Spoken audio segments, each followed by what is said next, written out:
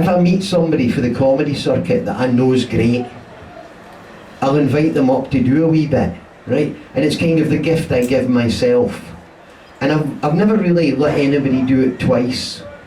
And I've had lots of different comedians and things up here, but last night I had a truly great friend of mine and a truly great stand-up comic and poet called Angie Belcher, and she absolutely blew the window and the doors out, so I'd like to bring her back tonight because I'd just like you to see her, okay? So can you please welcome with love Miss Angie Belcher.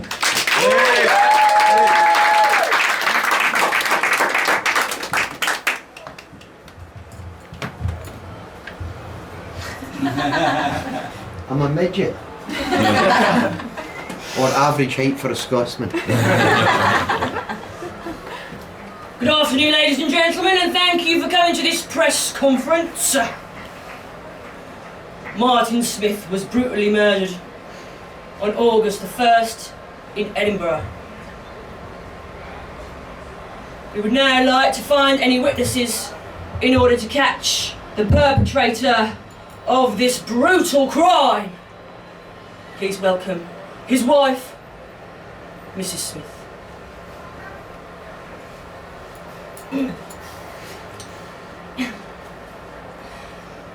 I'd like to thank the police for doing all they can to find the murderer of my man. I was really shocked by his disappearance. He just popped out by some toilet cleaners.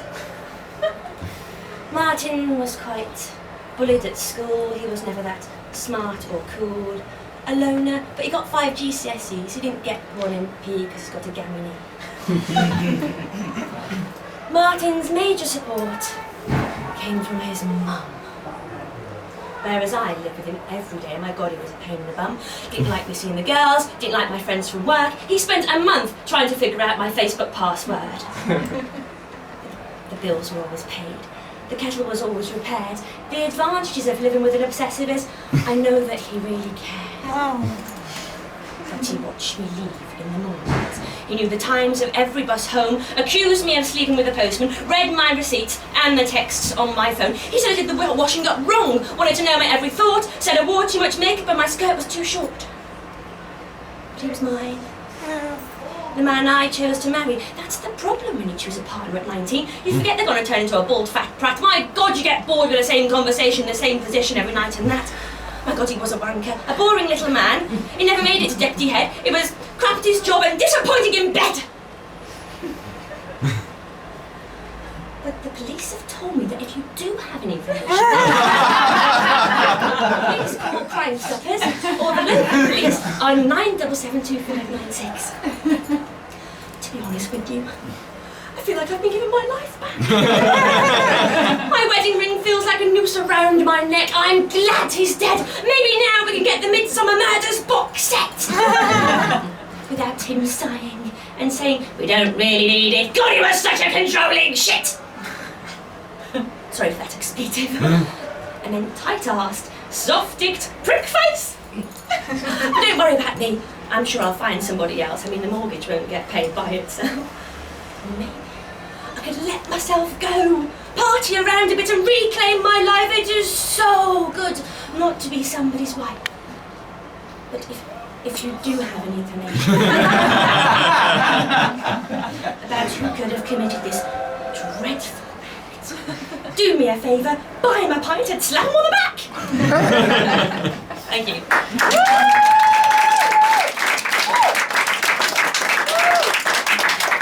Thank you very much. My name's Angie Belcher and I live in Bristol. And there's a bit of a fracas at the moment in Bristol because the state school education system there is appalling, really bad. But my friends who've got children have realised that the faith-based schools have brilliant kudos and reputation. So my mates are now currently trying to pretend to be religions that they are not. How it's going on in other places as well. Check out your local church on a Sunday, queues of women lining up to suck off the vicar. And I find it a bit difficult because if I had to pretend to be a certain religion to get my kids into a certain school, what would I choose, I hoped? Because I'm an agnostic, so I'm not really sure really whether God exists or not. And this brings a set of its own problems. For example, I've got absolutely nothing to scream when I orgasm.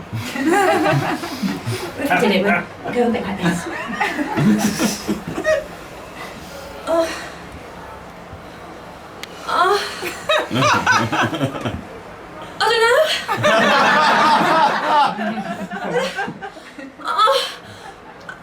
I'm not really sure.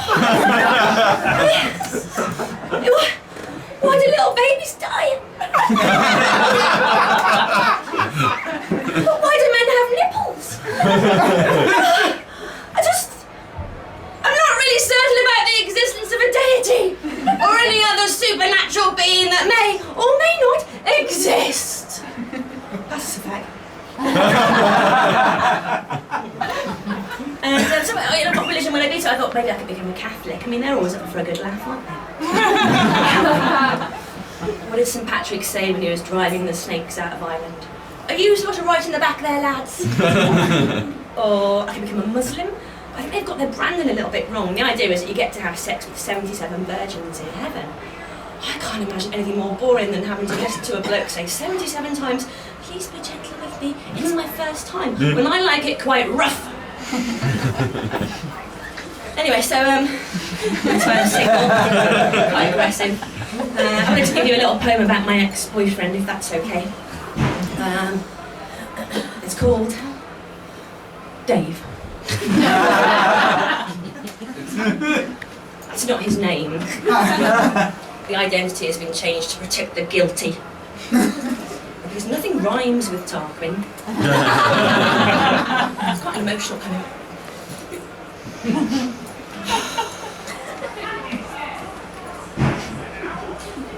I woke up one morning to see the soft sunlight streaming through my bedroom window, hitting my eyes to awaken me to another anything could happen Sunday morning. And I thought, I hate Dave. I put the kettle on, and I felt the anger and the fury of the boiling bubbles of water. And I thought, I hate Dave. I took the cold, hard, evil milk out of the fridge. And I thought, I hate Dave. I looked down at the swirling Cocoa Pops of doom swimming in my cereal bowl. And I thought, I hate Cocoa Pops. I looked down at the sweet yet pitiful face of my cat, Timmy, who is now dead. And I thought, I hate Dave, and I heard the fervent and repetitive words from the mouth of my counsellor telling me to move on with my life. And all day I just thought, Dave, and I hate him, I hate him, I hate Dave. Thank you.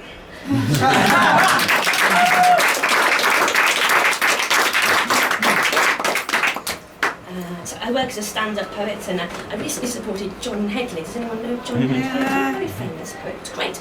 And I got my picture in all the papers, which is lovely. But I want to tell you a little bit of story about what happens sometimes when people recognise you in strange places, because some of these newspapers turned up my local doctors. So I went to the doctors to have an IUD inserted. Some of you might know what that is. In case you don't know, an IUD is a little piece of plastic about that big, a constructed device that gets inserted into your cervix to stop you from having babies. IUD, very different from an IED. That would be a very different show. Hello, I'm Angie Belcher. Anyway, there I am, practically naked, on the table, legs akimbo. And the doctor says to me, right, so, Angie, I have to go and get a nurse to be present for this procedure. It's a bit strange, isn't it? There's some things you want an audience for, some things you don't. I said, well, why is that? And she said, well, it's to protect you. It's to stop me being accused of professional malpractice, she says, and to make sure that you're not abused in any way. Just to explain to you, this procedure involves my vaginal walls being clapped open, with the doctor's practically whole hand up where the sun doesn't shine. Tell me, how would I know if she was doing that abusively? Maybe she could wiggle my cervix seductively. But then again, how would the nurse know if she was doing that? Because she'd have to be in there as well, and to be honest with you, there's only just about enough room for one. How else would I know? Maybe she was enjoying it. Maybe she'd say something like, "You've got a great cervix." That made me quite happy, really, because she must see loads of cervixes, and if she was a single mine for special attention, I'd be quite pleased. Anyway, she was having none of it, so off she trots. She comes back and she said, "Oh, we're really busy today, I'm afraid I couldn't get a nurse. So I've brought Edna, the admin assistant." Edna's really excited. She's just looking forward to 10 minutes away from her keyboard. She clocks me, she comes over to me on the table, and enthusiastically looks down at me and goes, "All right, Ange, I saw your picture in the paper. Tell us a joke." And only when I get asked to tell people a joke, I'm nursing a pint in a pub beer garden somewhere, never naked on my back with a strange woman's fingers inside of me. Someone I know, fair enough, but normally we've swapped star signs, we've done dinner. Anyway, Edna's having none of it. She's going, "Oh, come on. It'll help with the pain, tell us a joke."